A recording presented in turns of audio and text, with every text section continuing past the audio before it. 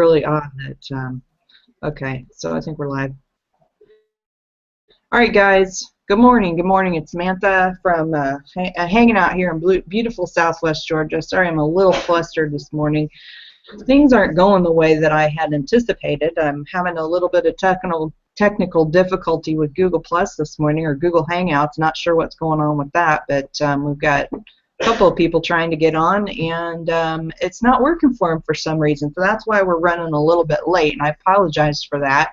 But I wanted to make sure that, or I wanted to try and make sure that the technical stuff was taken care of before we got started on this broadcast. But unfortunately, it didn't work out that way. So if we have Jason and Danielle and Donna jump in at some point in the middle of the show, that's probably, it's because of the technical difficulties that we were having. So hopefully you guys can see us, and then also, if I'm not sure where you are on Google Plus, hopefully you're on our live event page. If you're seeing comments below the video, you're in the right place.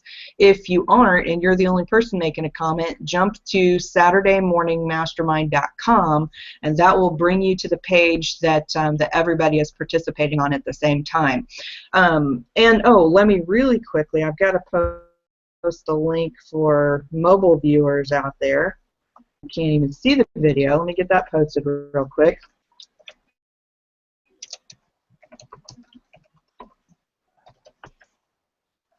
All right. Okay, there we go. All right. Thanks, Tiberius. I appreciate you helping us out. First, before we get started here, I want everybody to go ahead and have a chance to introduce themselves. So, guys, go ahead and jump out and just say where you're. Just say hi. Where you're hanging out, usual, you know.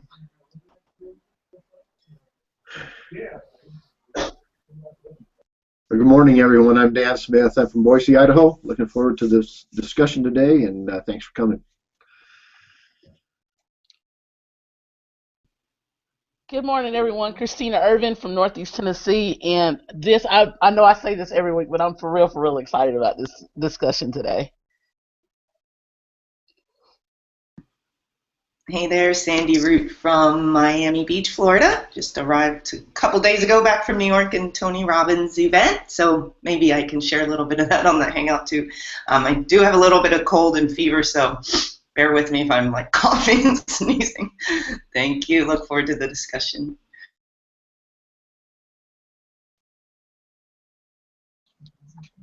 Awesome. Yes, absolutely, Sandy. Yes, we should take a few minutes at the end, and you can tell us about the Tony Robbins event. The pictures you were sharing about that was just crazy awesome. I was just like, wow. Okay, so but for you guys who are brand new here on the Hangout with us, Mastery Collective, we do this Saturday Morning Mastermind every Saturday morning at 10 a.m. Eastern, and I say every kind of loosely, because when we end a book, we typically take a 2-week break, or if some major catastrophe happens, we'll take a weekend off or something like that. But for the most part, we've been doing this every Saturday for about 2 years now, or a little over 2 years. And you know, this morning, or this past few weeks, we've been studying the book How to Win Friends and Influence People in the Digital Age by Dale Carnegie. And if you need a copy of this book, in the description here on this event page, you can find a link to get over to Amazon and purchase the book for as little as like $4.57 or something along that lines. Now, they may have changed the price since then, but I was seeing them on there really inexpensively, used versions for nearly, you know, just a couple of dollars. And when you use that link, it does help to support the Mindset Mastery Collective. Now, it will earn like a little teeny tiny commission, but if you do that, if you purchase anything through that link after you visit Amazon, we'll get a commission from that, and we appreciate you very, very much for making purchases through that link. So, and I know I don't ever really say that, but I just thought I'd give you a heads up on that because it was on my mind this morning. So anyways, this right now we are in chapter, let me get to the right place. We just started a new section, and we're in part 4, which is how to lead change without resistance or resentment. And it's chapter 1 of that section, which is begin on a positive note. But before I start that, let me just welcome everybody who's hanging out with us this morning. Let me get over to the event page. Okay, welcome Marcia, Lou, Christopher, Tiberius, Dan, Chris, Sandy. Oh, and by the way, Sandy, congratulations for your kids with the basketball thing. That's awesome. I'm so happy to hear that they're able to participate in that. And what did you say that was? Finals or something? I got to scroll all the way down to see it. But anyway, congratulations on that. And wish them well for us. We appreciate all the kids that are participating in sports. I know they have a good time doing that. And but we want to make sure and send out our good luck feelings to them so they can have the most fun and the most success doing that. And let's see. Okay, welcome, Julia. Awesome, awesome. No problem, Marcia. We were running late too. Okay, so let's get this discussion started.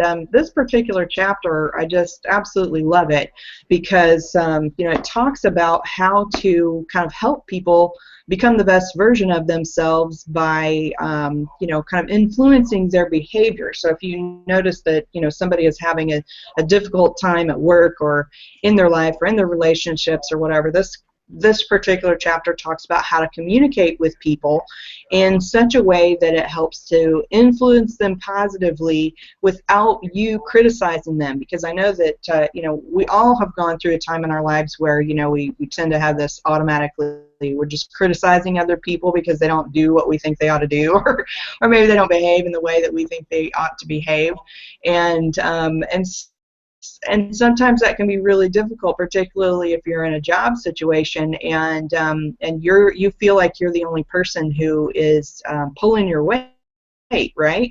Or you're having difficulty with your subordinates, or maybe you're having trouble communicating with your children. Whichever it happens to be, this chapter talks about a good way that you can communicate with them and actually help them to do a better job or be a better person or anything like that. So as we go through this conversation, excuse me, please share your thoughts. Share your experiences of, you know, what you know, different situations that you've been involved with that where you feel like maybe the lessons that we're talking about here could have helped you, or how they have helped you, or any number of things like that. So the biggest thing that start a conversation in a positive way. So instead of just jumping down someone's throat and criticizing them and telling them what they're doing wrong, is that you start in a positive way. Now, the reason it says to do that is because, of course, you know, I don't know about you, but I don't like getting criticized. I don't like people telling me I'm doing things wrong or saying things wrong or acting the wrong way or whatever, and I know that most people don't enjoy that, and so it can be very ineffective to have somebody just criticize you outright, right? So you know what that feels like, and a positive way where it's talking about you know, starting by, say, let's just say, for instance, let's see, I'll use an example from my pet salon years. And of course I had a number of ladies working for me, and you know, some of them would bathe dogs, right? And so sometimes the bather, when they first got started in the business, they would not get the dog all the way rinsed down. So there'd still be shampoo in the hair, and that would cause all kinds of problems.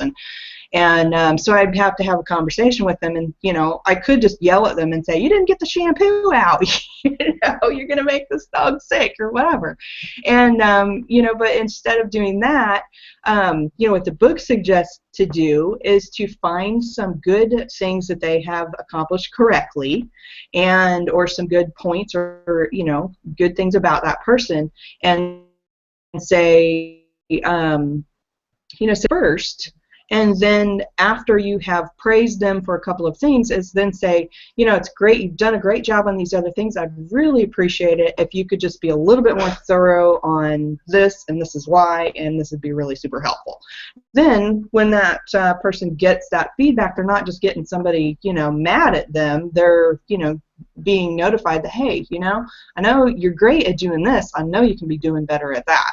So what do you guys think? I think that the chapter started off great with the first discussion, you know, about basically not, you know, not feeling like you have to lead with the negative and the reality check, because, you know, that just brings people down. That's a big Debbie Downer, and it puts people in a bad headspace and emotional space. It's not the most effective way to lead. I think somewhere in the chapter it was talking about how we are naturally, we have a natural tripwire to focus on the negativity and the what ifs, and so to lead people starting off with the need to feel like you're establishing a reality check or be harsh and negative to people just kind of is not a good way to do it. I mean, you got to think about it. When you first have that opportunity, people are at their height of looking for hope and inspiration and pride and excitement, joy, that positive feeling. By building that up a little bit first, it's easier. Person is more willing to accept, the reality check a little later on in a different way, because you've actually, as we always discuss every week, you've grown a little trust, right? So I think that's a really good way to start the discussion this morning. Yeah, you know what she was talking about, Samantha, having employees or other people that you was responsible for, and them not doing the job up to par. I ran a painting company for 26 years, and I had hundreds of employees over the years in that company. And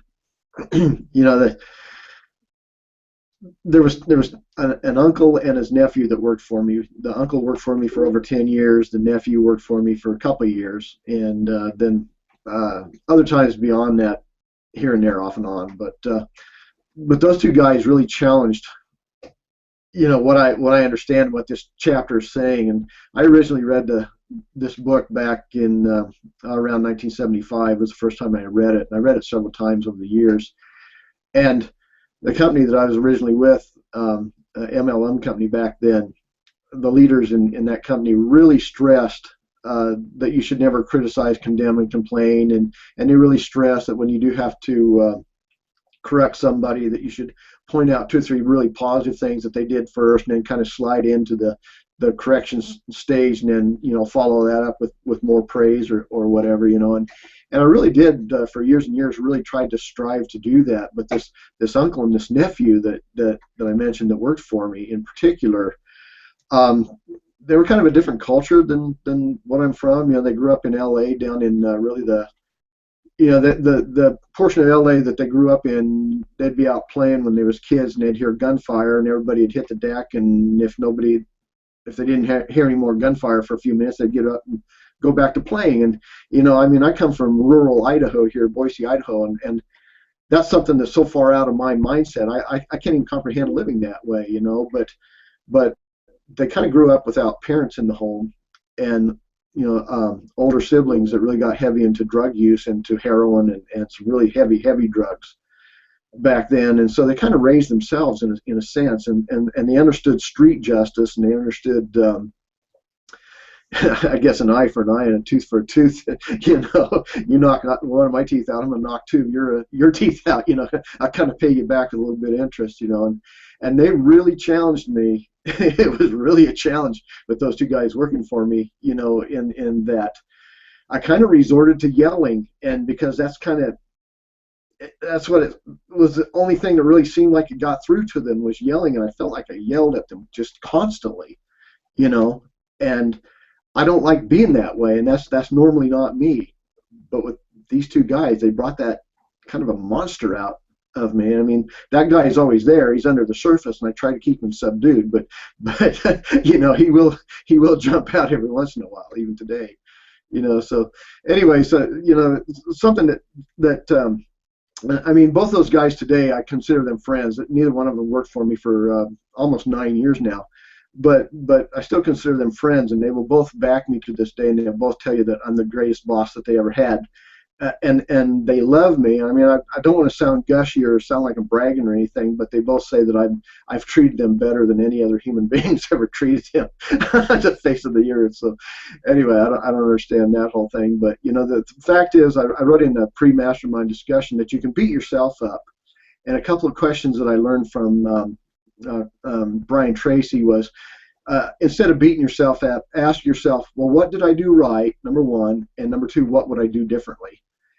And that kind of puts a positive spin on that, instead of you beating yourself up. Forgive yourself, ask for forgiveness from the other person if you need to, but then look at it in positive light, instead of just beating yourself up. Oh crap, I screwed up again, I'm such an idiot, and going on and on and on like that, beating yourself over the head. Turn it around and put it into a positive spin and say, well, what did I do right? And what would I do differently if I was to do this all over again? And then look for those answers, and run with that the next time. So, Sandy. Hey. I didn't get a chance to read the chapter, but I remember I guess the similar one from the original version that I've read before. But this was reminding me, I read something from The Secret this week. The Secret has like these emails called The Secret Daily Teachings, and it was saying to notice the good in others. I think, and it was perfect timing for me this week, because in a personal relationship I was noticing a lot of these little things that were wrong, like this is wrong, they're doing this wrong, they're doing this wrong, and it was coming out in my interactions with him. And then I had to be like, okay, that's not working, because it's just putting that energy back towards me. And it reminds me of stuff based on the law of attraction. If you focus on what you want, you're going to get more of that. So I started looking more at the good and what I like about this person and the things that he's doing right and this and that. And when I'm in those moments, it totally shifts the energy of the relationship. So I mean, that goes into all relationships, including work relationships. I think being able to focus on the good and help people, leading relationships in that way, where you're seeing the good and not nitpicking about every little thing that's wrong, because we're all different. So there's going to be things that we notice that aren't, sorry, somebody's like outside, that, we may not agree with, or they're just different. So, but to realize that that's them and appreciate the good in them can shift the relationship. And I thought I had another point, but it flew away. If it comes back, I'll pop back on. That's it for now.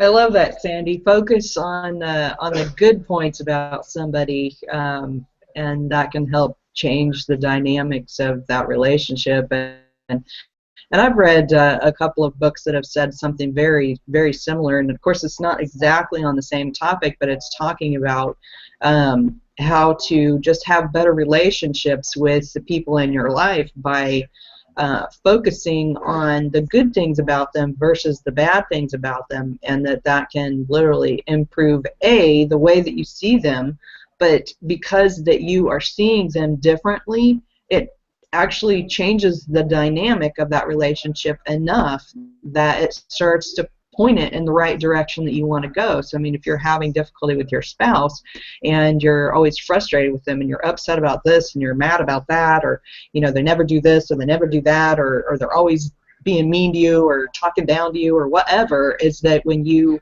stop focusing on those things and you begin focusing on the things that you love about them and that you do like about them, that they are doing right, is that then that changes your emotional state toward them, because then you start feeling good feelings about them, and then because you're feeling good feelings about them, they start feeling better feelings about you, and then it just kind of is like a domino effect. But that's a whole nother discussion. But that's a great point, and I think that can work really well in the business world too, Sandy, and particularly, like Dan was talking about, in family relationships and family, especially when you're working with family members. I know that can be really, really frustrating, because you already have this other dynamic of a relationship going on, and then you bring it over to the workplace, and you already think what people are going to do if they're your family members, and then you kind of automatically have these reactions, and they have those reactions, and working with them when they aren't doing what you want them to do can be really, really frustrating. So I can see how the lessons in this book can make a huge impact. One of the things it talked about in here is there's a company called Sanda or something. What the heck was the name of that company? I wrote about it in the pre-mastermind discussion, but was the name of a Latin American IT company or something like that. It was Sonda. Sonda, Sonda, right. And they were talking about how they have this rule, and the rule basically is the what do they call it? A 3-for-1 rule. Oh, let me jump over there. Yes, 3-for-1 rule, and the 3-for-1 rule basically stated that if you or that isn't performing the way that they should, they're not pulling their own weight or whatever, and you've got is that instead of just rushing over there and criticizing that person or talking about them behind their back or whatever typically happens in the workplace, is that you find at least 3 things you feel that person is doing correctly, so that you can productive conversation, tell that person those things that you appreciate about them, and then encouraging them to do better in other ways. And of course, we say encouraging or giving them advice, and versus saying, criticizing them, because when you encourage people, because you kind of start with that, we kind of talked about this in previous chapters, where when we start and we talk about them and appeal to their nobler motives, that was in a previous discussion, is that when we appeal to their sense of knowing that they can do a better job and share how they can do a better job, by actually giving them steps, then that can be so much more effective than jumping down their throat and telling them what they're doing wrong, because then A, negative towards them and giving them a negative emotional feeling, and then B, they're feeling unpleasant that someone called them out for the mistakes they made. I mean, nobody wants to be called out, right? And and most of the time I think we all kind of know when we're not doing that great of a job. We don't need someone telling us what we're doing wrong. We need someone to do right. And so I think that that's kind of a key there. One of the things that I would do when I did my employees evaluations, we would do this about every 90 days, and so that would be one of the first things that I would always do, is tell them the things that they were doing good. I'd have this kind of like checklist where a 1 to 5 rating on different tasks, fill that all out and talk about, say, I would pick at least 3 things, if not more, of the things that I did an awesome and amazing job at, and we would talk about that for a while, and I'd tell them how much I appreciated them, and then I'd be like, now I know that you want to do the best that you can possibly do in this job, because we were all working together to provide this level of service and this and that and the other, and then here's what I feel like you can work on. What do you think? We kind of have a back versus me just calling them out and saying you suck. I mean, that's just I don't know, what do you guys think? I think 2 points to that, and I think in the discussion, I think it was Catherine who was saying that she likes to refer to it as correction rather than criticism, and I totally agree.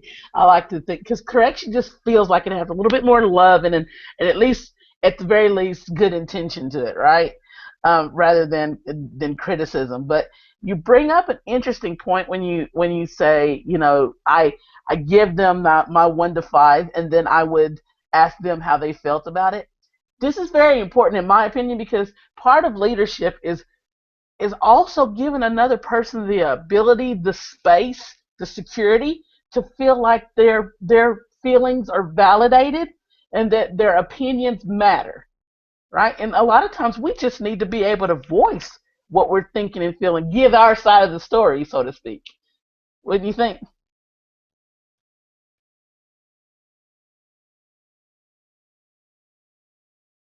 I completely agree with you there. I think that that's a key point, because I mean, people, particularly if they're doing anything, and we could be talking about sports, we could be talking about, well, I don't know, family matters are a whole different thing sometimes when we think about, how, whether you want to be better, in careers and in home business, different things, is that people generally want, and, when you start a conversation with criticism, they're going to turn themselves off just right there, then and there. I mean, that was one of the things it talks about in here, is how to just shut themselves off or shut you off completely if all you're doing is criticizing them. Whereas, you know, when you can come to them and say, hey, you know, I think you're doing great with this, I think you're doing great with that, and this is really cool, and but I feel like you could improve in this other area.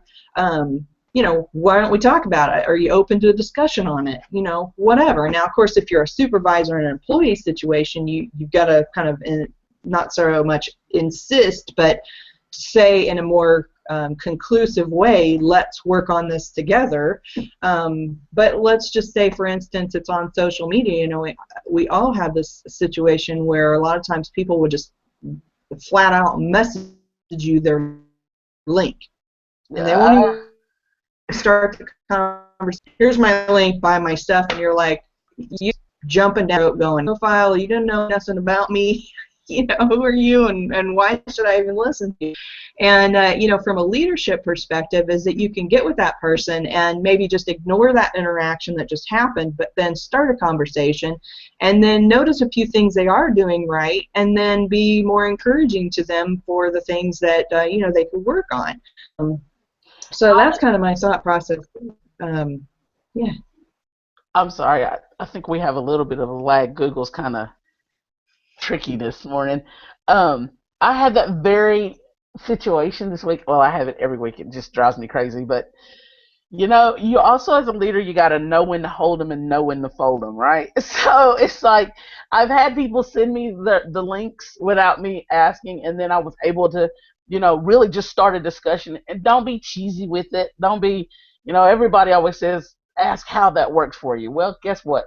Everybody's using that line, and it's starting to feel a little cheesy, and it's not really working. So I actually flipped the conversation and asked them, you know, some questions about them and what they liked about their opportunity and this kind of thing. And then I eased them into asking them how effective they've been with, you know, attracting leads on the internet. And then I was able to get them into, tell you what, maybe you want to check out this training that I have for you. On the other hand, I had a guy the other day that was clearly not interested in anything but getting me in his deal. He did ask me if I wanted to check it out, if I wouldn't mind taking a look at his business opportunity. I was offended because literally the discussion started off with, hey, Irvin, wait a minute. Like, did you not see all that big long Christina in front of Irvin? First of all, that bothered me. And then he went into this whole, you want to look at my business opportunity? I thanked him for offering, let him know that I had enough on my plate right now, was not looking, and was getting ready to transition into more discussion to get to know him more. And he just basically threw up the deuces and was like, done with the conversation. Well, good luck with that. And I just thought, now this is not a person I'm even going to try to extend anything to. But that is one of those things that as a leader, you've got to recognize. That right there clearly told me he didn't care what my life was. He didn't care what my why was. He didn't care what I might be going through in the future or how he could even help me make my life better. He only cared that I added to his pocket.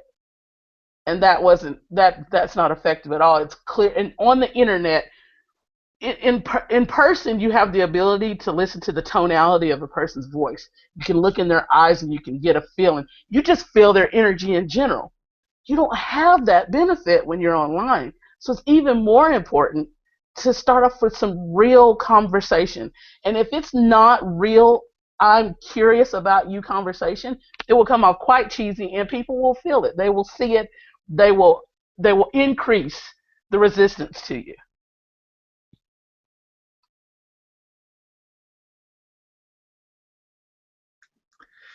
Yeah, I was having some thoughts a little bit earlier, Samantha, about what you was talking about, and really I think that comes back to those two questions I talked about earlier, you know, that not only asking yourself those questions, what did I do right and what would I do differently, but when you're talking to a subordinate in that sense, you know, what did the subordinate do right, and you know, letting that be known, and then, you know, what could do differently in the future here. And something stood out to me that you talked about 2 or 3 weeks ago about your son, when your son started driving, how you appealed to his higher human nature, as far as that you knew that he was going to be a fabulous driver, that he was going to be a safe driver, and on and on and on that you went.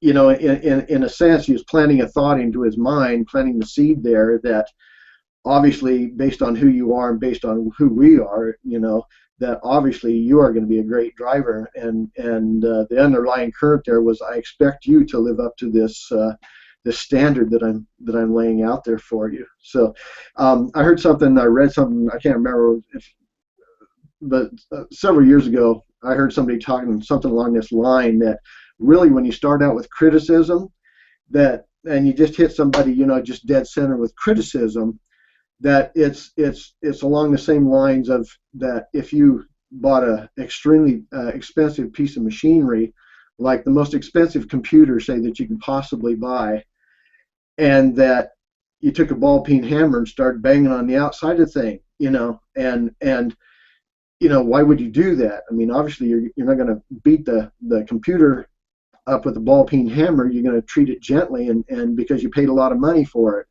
And really, when you're dealing with another human being, a human being is a priceless object. And when you hit them dead center with that type of criticism,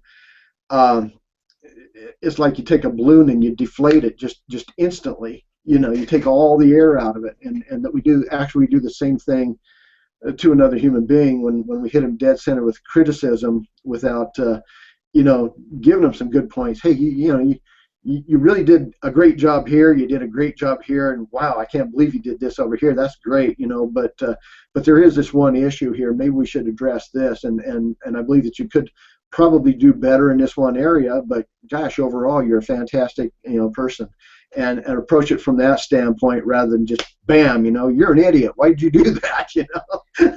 And because a human being actually just shuts down when you do that to them. So I'll turn it over to someone else. Yeah, totally. Yeah, when I think of the opposite end of, you know, someone doing, you know, communicating with me in a way that's critical, of course, it just automatically our energy is just more withdrawn, and we don't feel that push to do better. It's just like, oh, you know, we go into the I'm worthless, or, you know, whatever we go into from that, and it doesn't help us grow or get better when we're criticized. I know that for myself for sure. And when the good is noticed, then you're more likely to do more good. And I liked Catherine's comment over here. Catherine Simblem. Something I learned as a school bus driver: if you notice a kid doing something right, they start doing more of that good thing.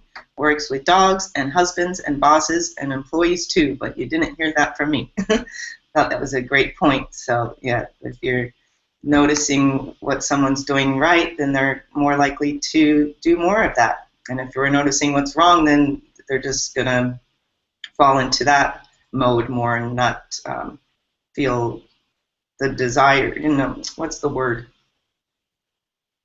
I can't think of the word, but you know what I mean. Okay, that's it. My brain is foggy too.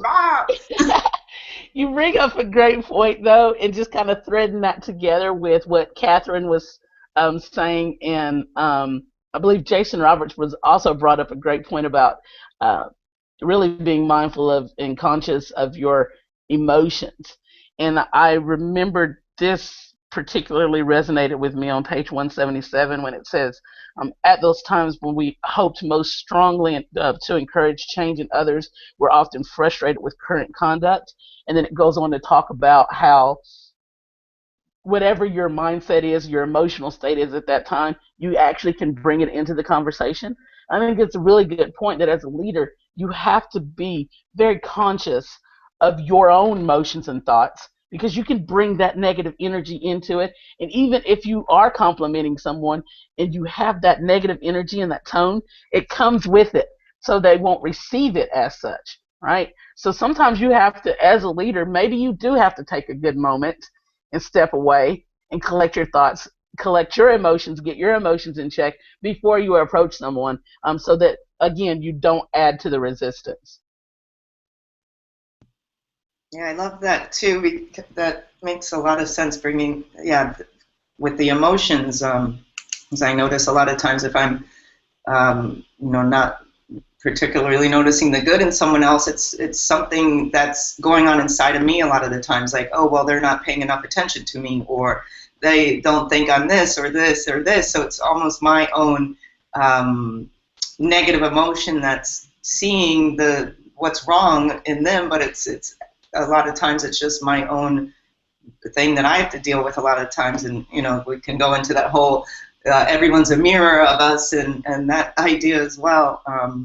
So that's a great point about emotions, like really taking the time, if we are in an emotion that's coming out onto that other person, to look at it and not get that involved in the other person if it's something negative.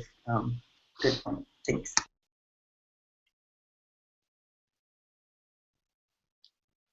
I think that when it comes down to, I think coming down I think it's about the perception, right? It's about your perception, because you might perceive something too that's not meant in a certain way, but you might perceive something wrongly that could sway the conversation too. So I don't know if that was perception was the word you were thinking of, but that's what jumped in my head.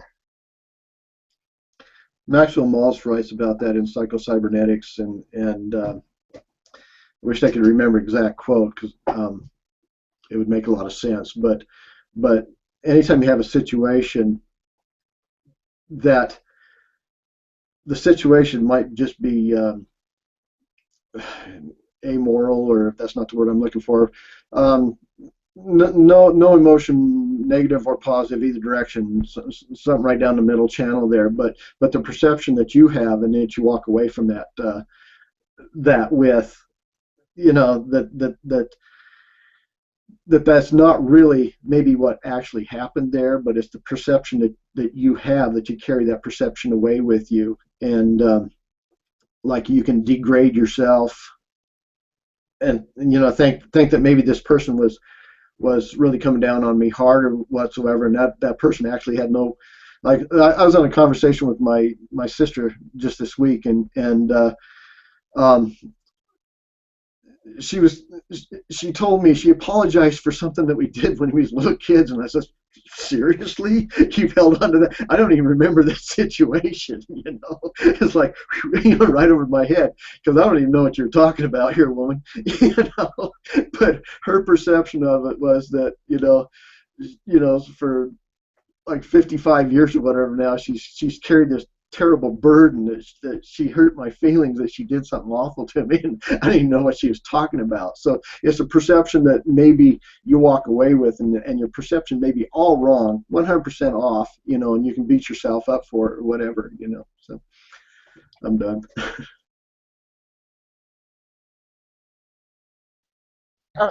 You guys all make some awesome points. I wanted to just kind of add a few of the comments from what folks are talking about on our event page.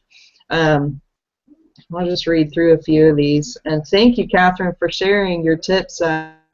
From the bus driver's perspective, that's so important, and it's so true. It does work with anyone. When you focus on the things that are good about people and what they're doing right, they tend to have that desire to do more right, because people they love to get praise. Everybody likes to be in one way or another, whether even if it's just the most simple thing. So you're not just like blatantly going to your husband and being like, you did such a great job on fixing the car. You don't want to be over the top with it, but at the same time, just being appreciative of those things that they do, particularly if we are talking about spouses or children, and when they just happen to do that one little thing just on their own, of taking out the trash or cleaning a dish or putting the toilet seat down or whatever it happens to be, is just appreciate that. Even if it's just a simple thank you, I appreciate that so much when you do those things. It helps me out so much. I used to do that with my kids a lot, and it helped. It wasn't like a miracle cure to get in the house cleaned or anything, but it sure made a difference. And even just a 10% increase in getting your family to do stuff is a positive. And I want to talk on that just a little. I know a lot of us have probably experienced this where, you know, our parents, or particularly maybe a mom, was never happy with whatever it was that you did. You know, it's like as soon as you clean your room, you'd make your bed, you'd do whatever, and then mom would come in and just be like, well, you didn't do this, and you didn't do that, and you didn't do this, and that was what you would hear, right? And so did that make you want to clean your room the next time? Heck no, it didn't. It just made you be like, well, if you're not going to be happy with it, why should I do it at all, right? And you know, I would have this experience with my mom and cleaning up the kitchen after she would say, do this, this, and this, and we go and we do it, and it wasn't good enough for her, and so she'd make us do it over and over and over and over again until we got it just the way that she wanted it, and that was just, it was horrible. And yet, you know, when I grew up and I had kids, it was more of a, you know, I would, you know, there were times when I was like yelling at them or whatever, but when I would praise them for doing the little things here and there, I would get more of that out of them, you know. And, you know, so we got to appreciate what people do right, even if it's not exactly the way that we would want it done. Even that closer step to whatever it is that we ultimately want them to accomplish is giving those little praises so that they will be encouraged versus discouraged. I think that's the biggest key there, is to encourage people to be a better version of themselves versus discouraging them by telling them how horrible they are at whatever it is that they're doing. But let me just jump over here and just share some of the comments with everybody. Let's see. Dan says, kind of reminds me of the old adage that you attract more people with honey rather than vinegar, kind of the same as when we interact with others and what is good about them rather than bad, and you can then work from that angle. Heck yeah. Exactly. Tiberius with a comment on here. He says, as a boss, what if the subordinate action was actually a better way to do things than that the bucks the status quo, or better way to do things that bucks the status quo? A leader should be able to differentiate insubordination from process improvement suggestions. You know, and I think that's a great point, Tiberius, that, you know, it would be nice if all leaders would read this book, you know, and actually put those things into practice. But you know, what I would suggest probably to that employee would be, you know, just focus on what your boss does right, and even encourage the boss. You know, I mean, it sure as heck can't hurt to raise your boss, you know what I'm saying? And we're not talking about doing it in a brown-nosed kiss up, you know, that kind of thing, but to actually show them appreciation for the things that you feel like they're doing right, even if it's about their employee. Maybe you saw your boss do something, you know, positive to help another employee, and just, you know, appreciating that, you know. And, you know, of course, there's no all the way around solution to fixing your boss if your boss is just a bad boss, but yet at the same time, you know, when you can focus on some of their better points, maybe you can improve that as well. Let's see what else other people say here. Jason says, great. Oh, sorry, go ahead, jump in if you want to. Oh no, I've got a whole list of stuff. You're giving great things. Go ahead. Okay, cool. Okay, Jason says, great points. Everyone responds differently. It will help us to understand what motivates our team members. What does each individual respond best to? I think that's a good point too, Jason, is to really kind of get an idea from the people that you're working with. You know, what does help them to I'm losing fire. What helps them become the better version of themselves, and kind of doing what you can to focus on those things for those individuals. And you know, we talked previously about the personality colors, and you know, Catherine's talked about that, Danielle and Donna have all talked about personality traits and how you can actually communicate better with people when you know what personality they are. And so that, because you know, just like it has said in many other books, and we've talked about this previously also, is that when you can build rapport with a person by kind of matching their tonality and the speed of their talk and their you know, the way of talking, is that you actually can you know, communicate better with that person when you do that. And it's the same thing with the personalities, that you can kind of communicate better with that person, then you're going to be able to influence them better as well. Hey, Sandy, Sandy, before you move on off of that point, is there another side of that though to consider? I'm thinking, yeah, you have to know a person's emotions and how they respond and their personalities, so that you can build that rapport up front. But where do you think the line is with a leader's responsibility in helping that person grow? For example, if a person tends to be a little bit oversensitive, wearing their emotions on their sleeve, where's your responsibility? And maybe you're loving them, you're stroking them, but after you develop that rapport, helping them move forward a little bit and understand and be conscious of that opportunity in them to grow. Yeah, I think that's a good point too, and that's something that you just have to, you kind of got to play it by ear and see how it goes, because I mean you can't be babysitting people. I mean obviously the person has got to take some responsibility for themselves and their actions and what's going on in that particular person's position, but yet at the same time, um, you know, you've got to be able to I mean that's kind of the thing with leaders, is that you really do have to be kind of a chameleon with getting along with people and learning how to encourage people, and then then there's some people that just are not helpable, because they don't want to be helped, or they're just anti everything. I mean, I don't know. That's a good question. There's a flip side to that. I don't know. I have all these rushing thoughts that came through my mind. So, but I think there's a flip side to that too. As someone, you can also sort of reciprocate that with your leader. Maybe help facilitate that relationship with your leader by giving them grace. I think you said something earlier about understanding what they're going through too. I know for myself, an example of that is earlier in the week. It's very stressful at my job right now. It's very intense, and my boss has got, my manager's got a lot of people coming at her wanting different things with different heightened emotions, and it's just back to back. I mean, they're lined up at her door, right? And I was thinking, oh my gosh, thank God I'm not her, because all these emotions and all these people at my door when I've got all these other senior managers on my head, like I would be feeling some kind of way right now.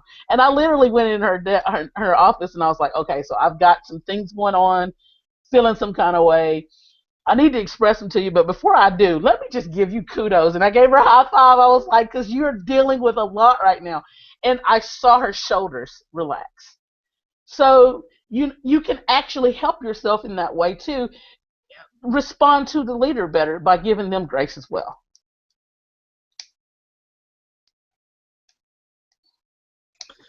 With the different personality styles, something I noticed over the years with all the employees that I've had in my painting business is that you don't treat everybody the same.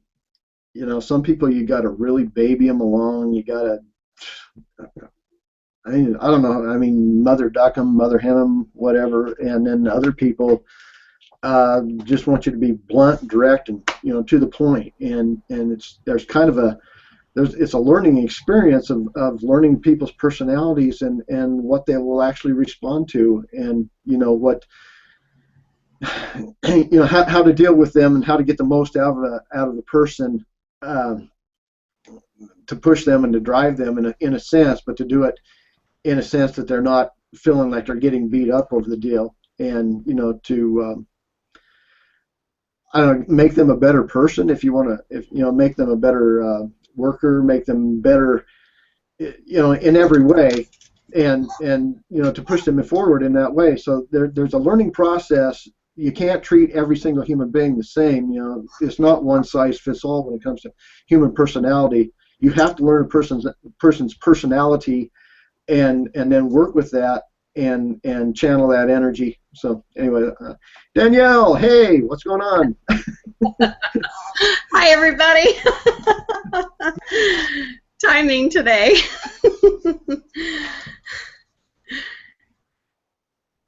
Oh man, it's been crazy. The technical difficulties have kind of wonky this morning, and we've had some delays in everybody talking and whatnot. So I'm hoping that everybody who's watching is able to hear us clearly, and we're having a lot of great conversation this morning. And I want to just thank everybody who has commented on our event page and added their thoughts and questions and feelings and all of that kind of thing.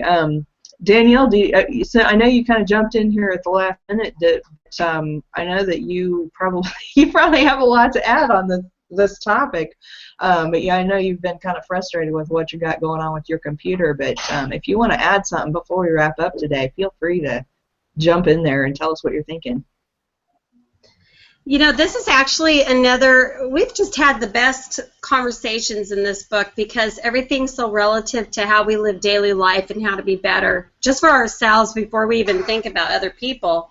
Because we also have to think of when we criticize or use criticism of how we do it to ourselves and say it in a loving way, even in the words we use, when we're talking to other people. But I was thinking about even in learning how to first give yourself permission to love yourself. And yeah, there's times when we need to give ourselves self-talk, but we'll beat ourselves up worse than anybody else. And learning how to, and I've been practicing this a lot, is look for the good things and let those outweigh the bad things that we look at ourselves, because we're like anybody else. We actually do more good than bad, but again, just like the chapter said, the neurons in our brain are wired to look for the negatives instead of the positives, and it's in that process of really telling yourself what's good about you or what you do that's good. And the more you're doing that on a self level, the more you're going to find that kind of seeps out in every conversation and how you treat other people.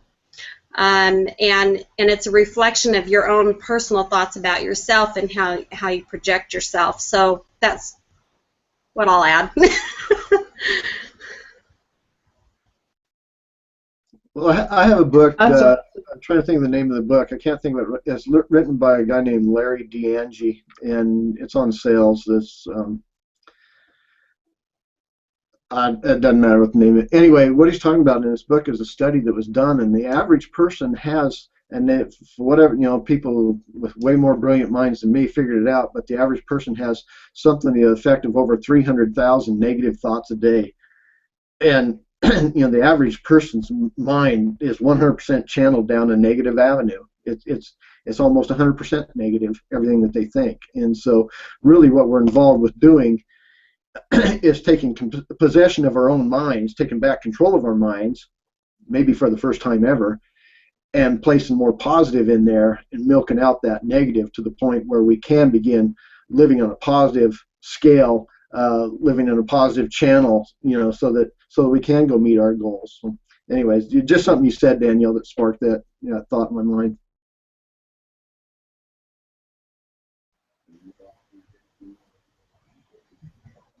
Are you jumping out, Danielle? I saw you in.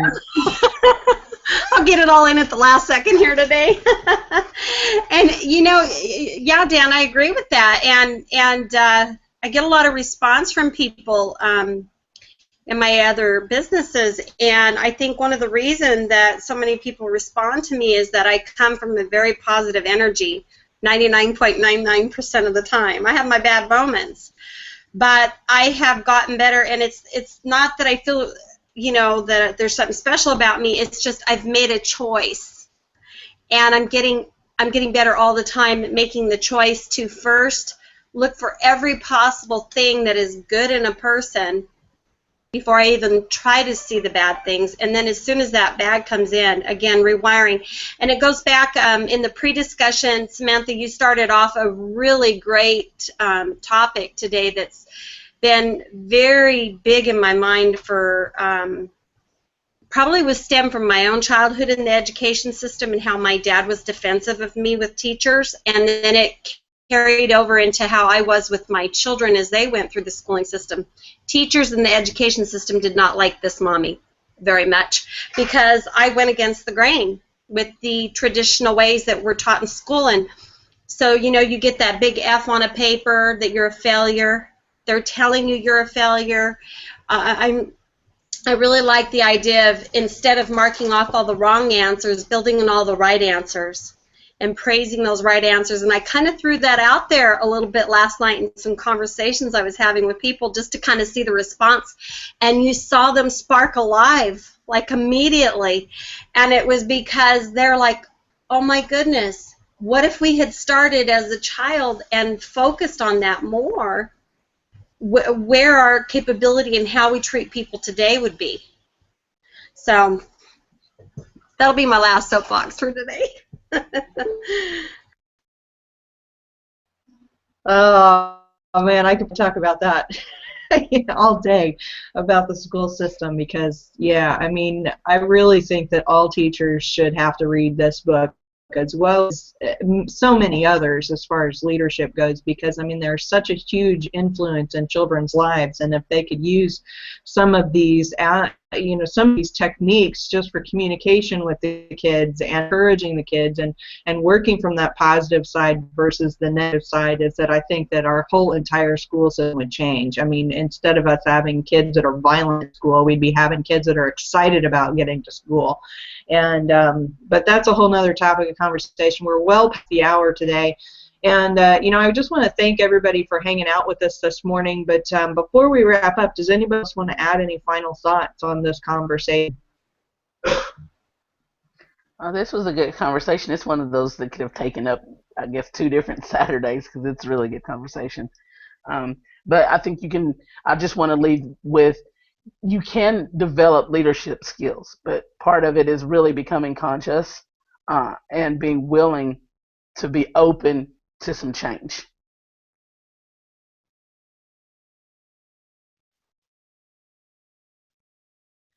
I did. Okay, you're good, Dan? All right. Thank you, Danielle, for jumping on at the last minute. I really appreciate those last few things that you brought up were so powerful. Sandy, are you still there, or did you have to go? I guess you kind of disappeared from it. Okay, well, guys, oh, there you are. Sorry, I've just been sneezing and doing stuff. Having a cold here. But yeah, thank you. It was a great conversation. I've been listening here. And I look forward to next time. Thanks for everyone. There's great interaction on the page today. Thanks, everyone. Yes, thank you guys so very much for adding your thoughts and your questions and comments, and you can continue the conversation on this page, because I know we're going to have many more people watching this replay throughout the day, and and of course there's probably people who jumped on middle. You can always watch afterwards and catch from the beginning. It's a great topic, and then we'll be kind of following along just to see what anybody else adds to the conversation. We'll be interacting with you as well. But anyway, for anybody who wants to join our community, you can find our community at mindsetmasterycollective.com. That's our Google Plus community.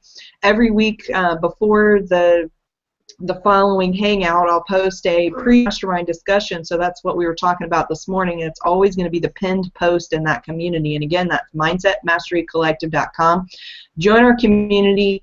Follow our page, subscribe to our YouTube channel so you can always get access to the replays, like this video, and with that, guys, have an awesome, amazing, and wonderful weekend, and we will see you again next week on the Saturday Morning Mastermind. Have a great day. Bye for now. Bye.